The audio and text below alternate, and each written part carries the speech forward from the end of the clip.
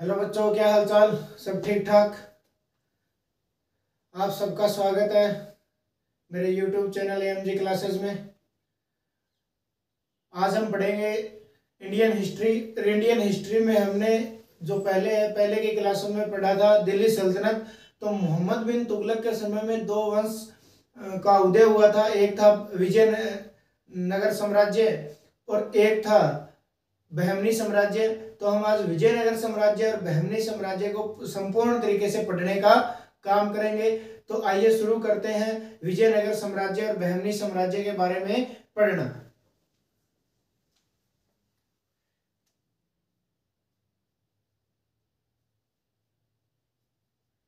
Indian history पढ़ रहे हैं। इंडियन हिस्ट्री के अंदर हम पढ़ेंगे आज विजयनगर साम्राज्य।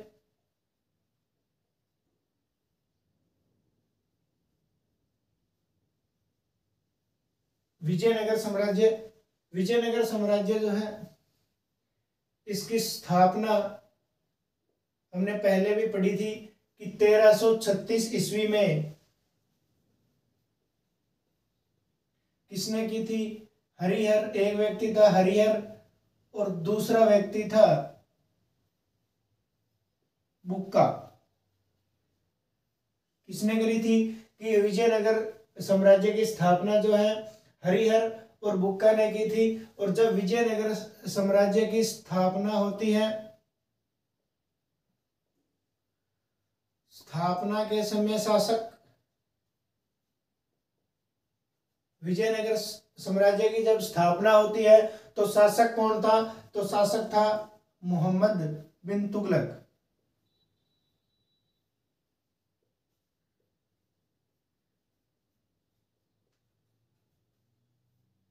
कौन था? मोहम्मद बिन तुगलक शासक था। इसी का ही जो असली नाम है वो है जोना खां। बचपन का नाम है जोना खां, उसके बाद में इसने मोहम्मद बिन तुगलक कर लिया था। तो इसके समय में किसकी स्थापना हुई? एक विजयनगर साम्राज्य की और एक है बहमनी साम्राज्य की। 1336 ईस्वी में इसकी स्थापना करता है कौन? हरिहर और बुक्का करता है। और इस विजयनगर साम्राज्य की जो राजधानी थी, विजयनगर साम्राज्य की राजधानी जो है हम्पी को माना जाता है, क्योंकि इसके जो विजयनगर साम्राज्य के साक्ष्य जो मिले हैं वो हम्पी से ही मिले हैं। तो इसी के आधार पर इसकी राजधानी किसको माना गया? हम्पी को माना गया।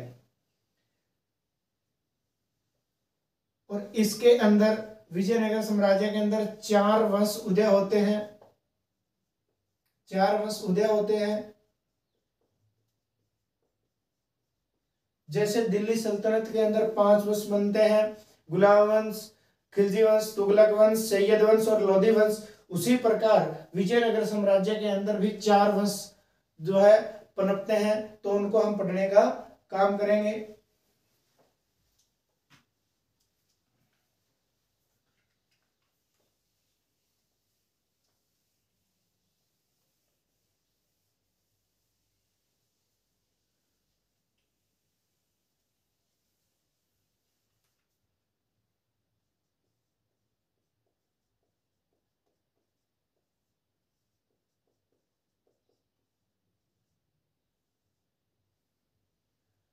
चार वंश पनपते हैं तो पढ़ते हैं। पहला वंश था संगम वंश।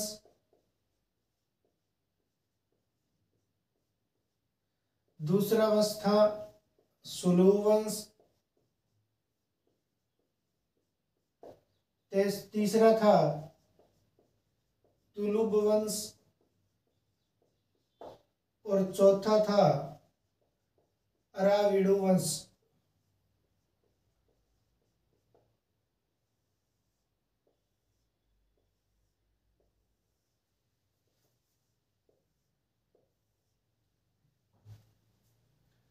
अब जो संगम वंश का समय था वो था 1336 ईस्वी से लेकर 1485 ईस्वी तक।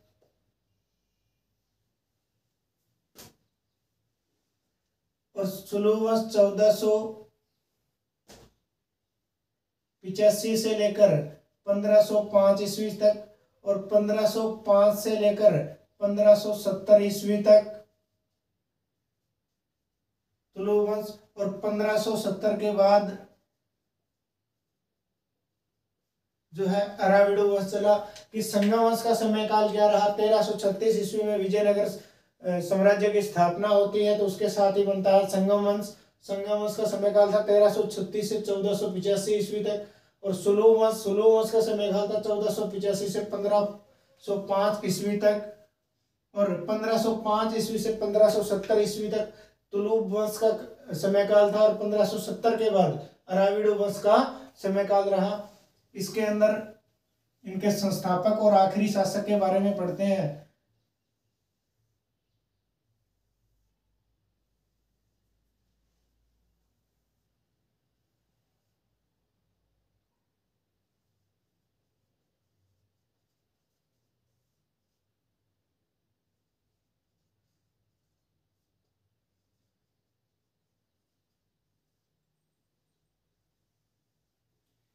कि संगम वंश जो है इसका संस्थापक कौन था और इसका आखिरी शासक कौन था? तो संगम वंश का संस्थापक था हरिहर व बुक्का।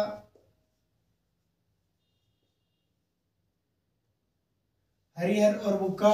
सुलु वंश का संस्थापक कौन था? इसका जो हरिहर व बुक्का था संगम वंश का संस्थापक, और आखिरी शासक था इसका वीरपक्ष द्वितीय।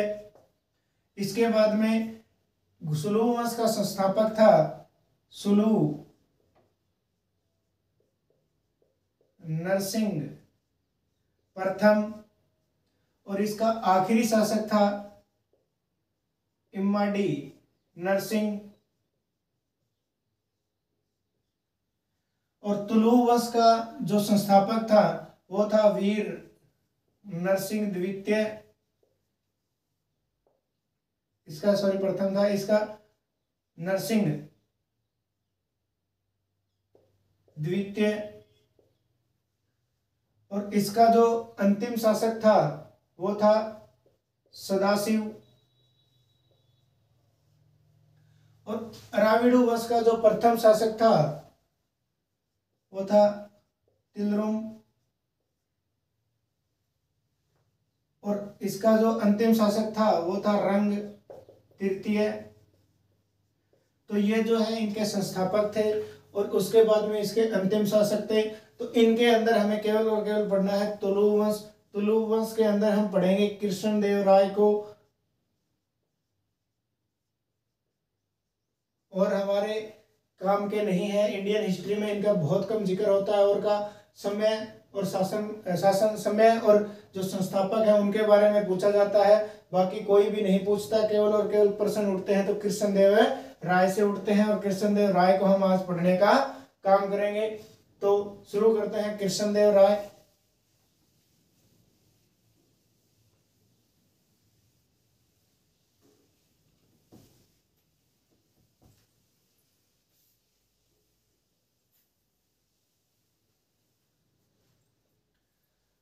कृष्णदेव राय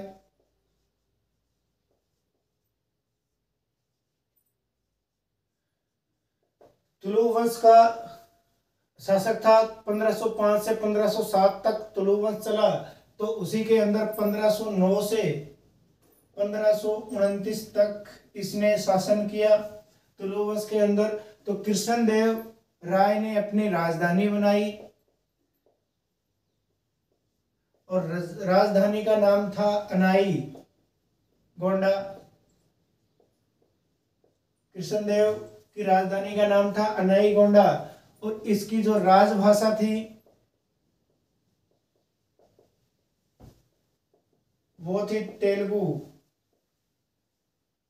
इसकी राजभाषा कौन सी थी? तेलुगु थी। इसने क्या किया? 1510 ईस्वी में 1509 में इसने अपना शासन संभाला, और उसके बाद में 1510 ईस्वी में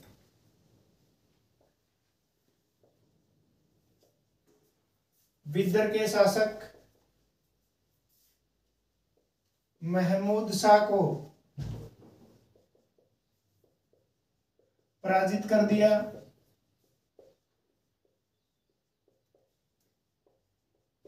कि 1509 के अंदर जो है कृष्णदेव अपना शासन संभालता और 1510 में बिदर के शासक महमूद शाह पर आक्रमण कर देता है। और उस आक्रमण में बिदर शाह के शासक जो महमूद शाह है, जो मुस्लिम शासक था, उसकी क्या हो जाती है, मृत्यु हो जाती है, वो हार जाता है। तो उसका जो ये बिदर का क्षेत्र था ये इसके अधीन है, इसके अंतर्गत आ जाता है। उसके बाद में बात है 1512 ईस्वी की। 1512 ईस्वी में इसने रायचूर,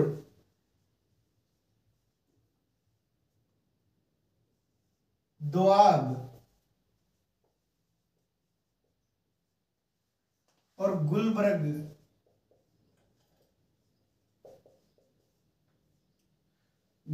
के दुर्गों को जीता।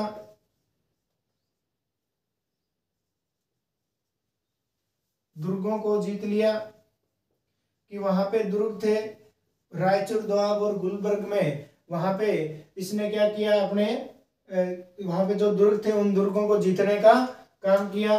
बात है 1513 से 1518 ईस्वी की, कि 1513 से 1518 ईस्वी में इसने उड़ीसा के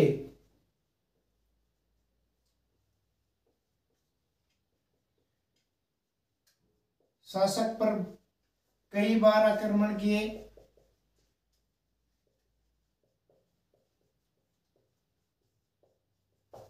कि उड़ीसा के शासक पर इसने कई बार आक्रमण किए। और उड़ीसा का उस समय जो शासक था वो था प्रताप रुद्रदेव।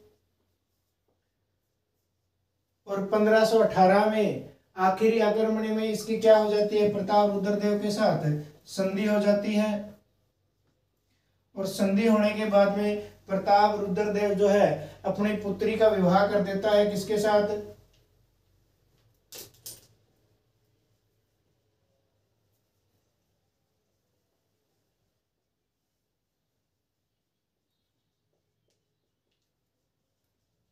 अपनी पुत्री का विवाह कर देता है, किसके साथ, कृष्णदेव राय के साथ। कि जैसे ही 1518 ईस्वी में आखिरी आक्रमण करता है ये उड़ीसा पर, तो राजा होता है प्रताप रुद्रदेव। और प्रताप रुद्रदेव और कृष्णदेव राय के बीच में, दोनों के बीच में क्या हो जाती है, संधि हो जाती है कि अब हम नहीं लड़ेंगे, अब हम आपस में आक्रमण नहीं करेंगे।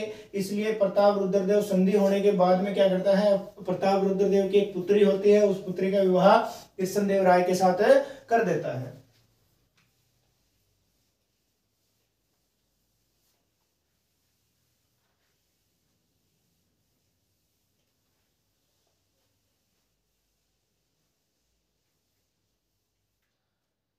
कृष्णदेव राय जो है इसको सांस्कृतिक उपलब्धियों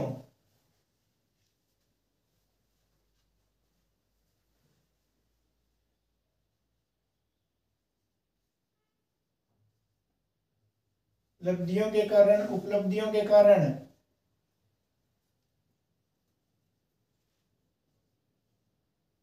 आंध्र भोज भी कहते हैं।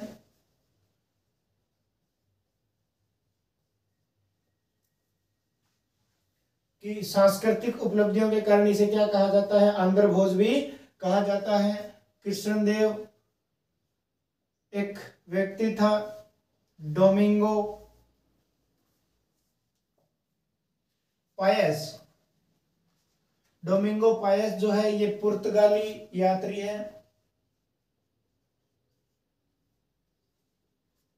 पुर्तगाली यात्री है कौन, डोमिंगो पायस। और डोमिंगो पायस जो है पुर्तगाल से आया है और भारत आता है। ये किसके शासनकाल में, कृष्णदेव राय के शासनकाल में। डोमिंगो पायस भारत की यात्रा कृष्णदेव राय के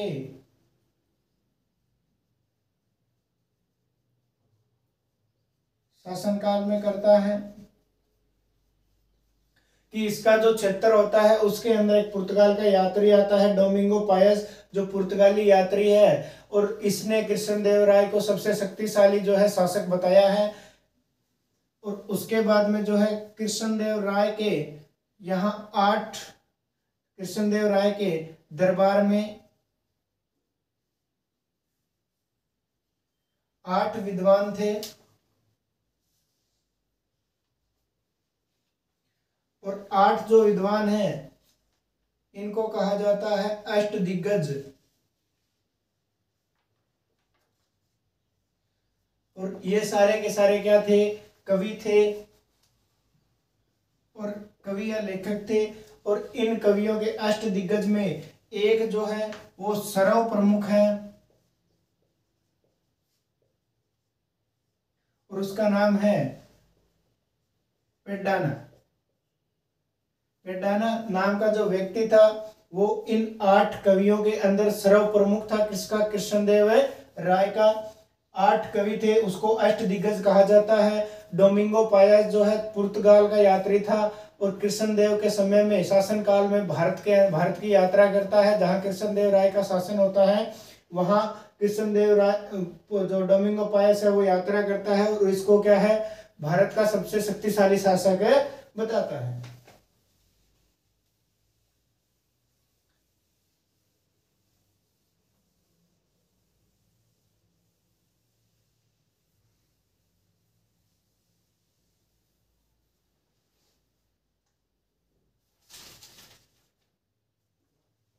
कृष्णदेव राय जो है 2 पुस्तकें लिखता है। पहली पुस्तक का नाम है अमुक्त मालद्य। अमुक्त माइलद। अमुक्त माइलद पहली पुस्तक का नाम है जो किसमें लिखी जाती है? तेलुगु भाषा में लिखी जाती है। और दूसरी पुस्तक है जंबावती कल्याणम। ये जो है संस्कृत भाषा में लिखी जाती है।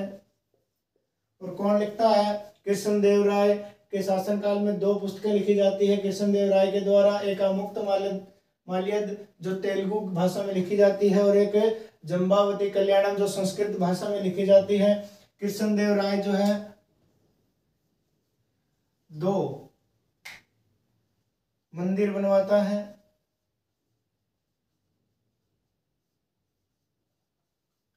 एक का नाम है हजारा मंदिर और एक का दूसरे का नाम है विठल स्वामी मंदिर।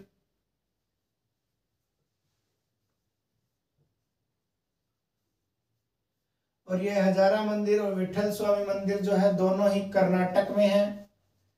और किसने बनाए थे? कृष्णदेव राय ने बनाए थे। 2 मंदिर बनाता है, एक तो हजारा मंदिर है और एक विठल स्वामी मंदिर है जो कहाँ पे है? कर्नाटक के अंदर है। किसने बनवाई? कृष्णदेव राय ने बनवाई। 2 ही पुस्तकें लिखता है। अमुक्त माल्यद तेलुगु भाषा में है, जंबावती कल्याणम में संस्कृत भाषा में है।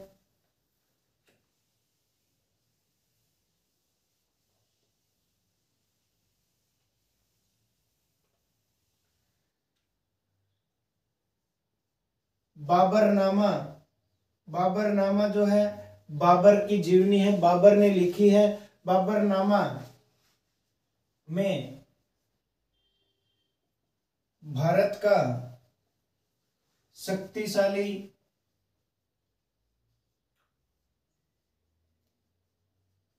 शासक, बाबरनामा के अंदर क्या है? भारत का सबसे शक्तिशाली शासक बताया है। किसको? कृष्णदेव राय को। कृष्णदेव बाबरनामा बाबर के अनुसार क्या है कि भारत का सबसे शक्तिशाली शासक कौन है? कृष्णदेव राय है। बाबरनामा पुस्तक में ये बात लिखी हुई है। और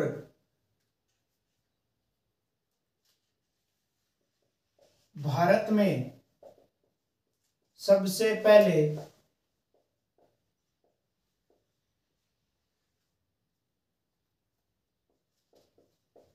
तोप लाने वाला शासक,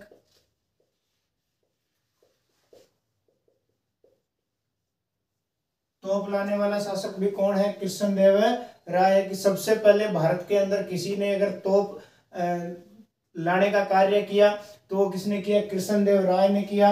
और ये जो तोप है जो सबसे पहले कृष्णदेव राय भारत में लेके आया था, ये तोप जो है यह ईरान से लेके आया था। कौन से देश से लेके आया था? ईरान से ये तोप भारत के अंदर लेके आया था। कौन है? कृष्णदेव राय। की सबसे पहले भारत के अंदर उससे पहले कोई भी भारत में तोप नहीं था। सबसे पहले तोप किसने लाया, कौन लेके आया, कृष्णदेव राय, और कौन से देश से, ईरान से लेके आया।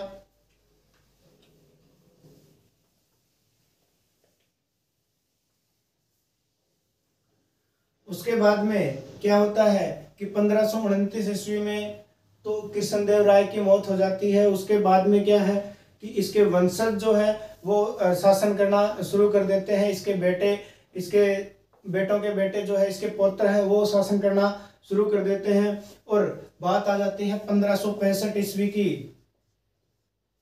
1565 ईस्वी के अंदर इसके आस पड़ोस के 5 राज्य होते हैं जो मुस्लिम शासक होते हैं, उनके अंदर मुस्लिमों के राज्य होते हैं। वो राज्य थे अहमदनगर,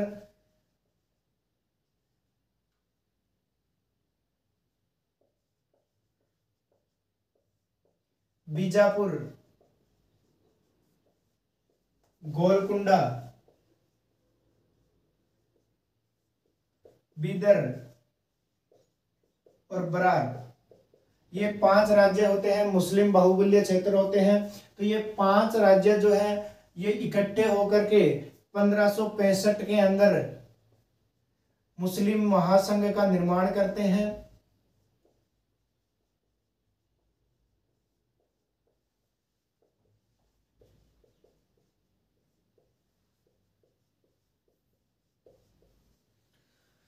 पांचों राज्य इकट्ठे होकर क्या करते हैं, मुस्लिम महासंघ का निर्माण करते हैं और विजयनगर के ऊपर क्या कर देते हैं, आक्रमण कर देते हैं। 1565 में ही एक युद्ध होता है, उस युद्ध का नाम है तालीकोटा का युद्ध। तालीकोटा का युद्ध। और इस युद्ध का एक उपनाम भी है, अन्य नाम भी है,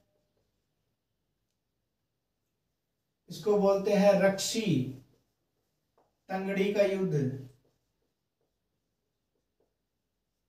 इसका एक उपनाम भी है, एक तो इसे बोलते हैं तालीकोटा का युद्ध और दूसरा बोलते हैं रक्षी तंगड़ी का युद्ध। कि 1565 ईस्वी के अंदर ये पांचों मुस्लिम जो राज्य हैं, ये पांचों मुस्लिम राज्य के शासक इकट्ठा होकर के क्या करते हैं, मुस्लिम महासंघ का निर्माण करते हैं। और ये मुस्लिम महासंघ इकट्ठी होकर के विजयनगर के ऊपर आक्रमण कर देती है। और उस युद्ध को क्या बोला गया, तालीकोटा का युद्ध और रक्षी तंगड़ी का युद्ध, दोनों एक ही बात है। ये भी नाम ये है, ये भी नाम इस युद्ध का कहीं कहीं लेते हैं, तो एक नाम, दोनों एक ही बात है। और ये जो है युद्ध विजयनगर साम्राज्य,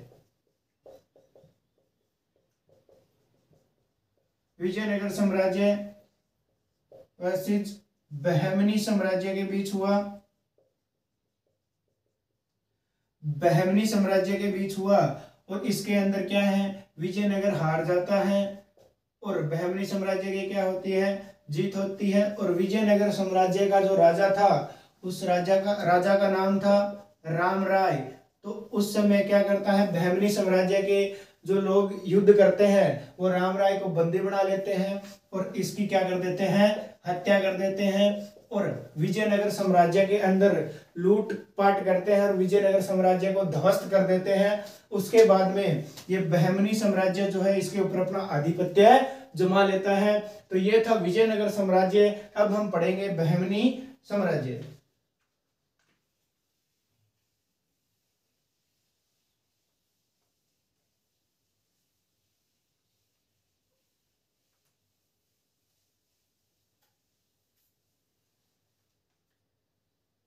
बहमनी साम्राज्य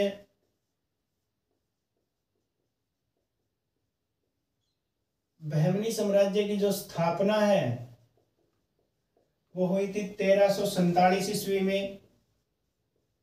और बहमनी साम्राज्य का जो संस्थापक है उसका नाम है हसन गंगू।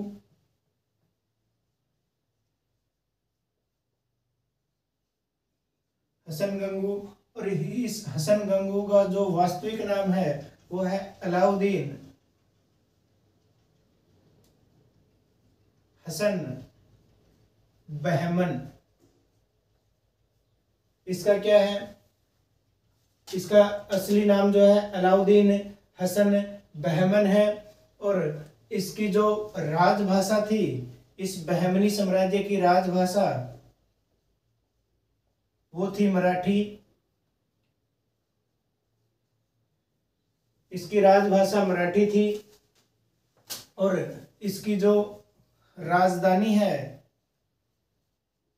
इसकी राजधानी है गुलबर्ग। बहमनी साम्राज्य की स्थापना कौन करता है? हसन गंगू करता है। कब करता है? 1347 ईस्वी में करता है। और हसन गंगू का वास्तविक नाम क्या है? अलाउद्दीन हसन गंगू। इसकी राजभाषा थी मराठी और राजधानी कहाँ थी? गुलबर्ग। अब बात आती है 16वीं शताब्दी की, कि 16वीं शताब्दी में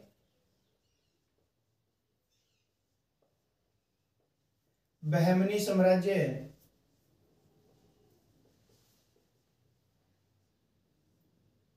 टूटकर 5 भागों में विभक्त हो गया या बंट गया। कि कौन कौन से 5 भागों में बंटा?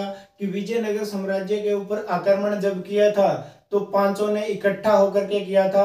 उन्हीं 5 हिस्सों में क्या है? बहमनी साम्राज्य कब बंट गया? 16वीं शताब्दी में। कौन कौन से? एक था अहमदनगर, दूसरा था बीजापुर, तीसरा था गोलकुंडा,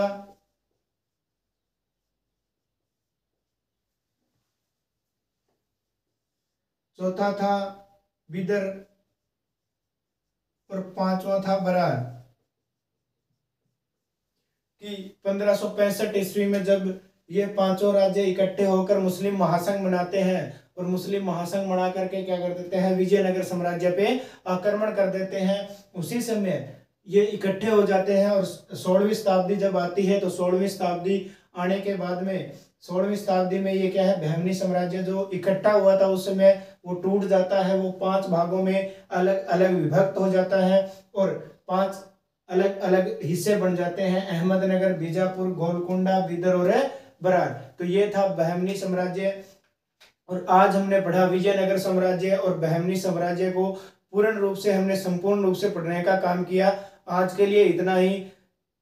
आज की वीडियो अगर आपको अच्छी लगे तो वीडियो को लाइक करें, चैनल को सब्सक्राइब करें और शेयर करें। आज के लिए धन्यवाद।